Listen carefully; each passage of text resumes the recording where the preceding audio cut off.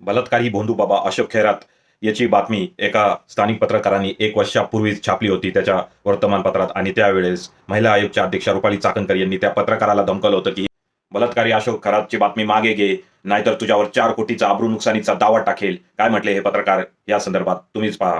का त्या संविधानिक पदावर काम करतात, एक महिला आहे, आपण तिचा मान सन्मान करतो. हे प्रकरण आपण महिलांसाठीच लावलं होतं, परंतु त्या संविधानिक पदाचा वापर जर एखाद्या बंधुभावाच्या सिक्युरिटीसाठी, एखाद्या बंधुभावाच्या जर प्रोटेक्शनसाठी ते पद वापरले जात असेल तर ते चुकीचं आहे सर.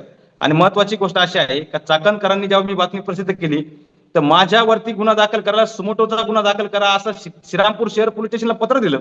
तर माझ्या सिटी पोलीस स्टेशनला पीआयला पत्र दिलं की छापून या महाराष्ट्राला सत्य समोर आणण्याचा प्रयत्न केला आणि लोकशाहीची हत्या केली आयोगाच्या अध्यक्षांनी. एका पत्रकाराचा आवाज दाबण्याचं काम महिला आयोगाच्या अध्यक्षाकडून झालंय. ते त्यांना ईश्वर मानत होते, ईश्वराच्या बरोबर. आणि त्यांच्याकडे कुठला राजकीय पुढारी यायचा असेल तर त्याला घेऊन येण्याचं सर्वाधिक काम किंवा बाबाचा आश्रम, बाबाबद्दल माहिती सांगायचं कॉर्डिनेशन फार आयोगाच्या अध्यक्षच करत होते.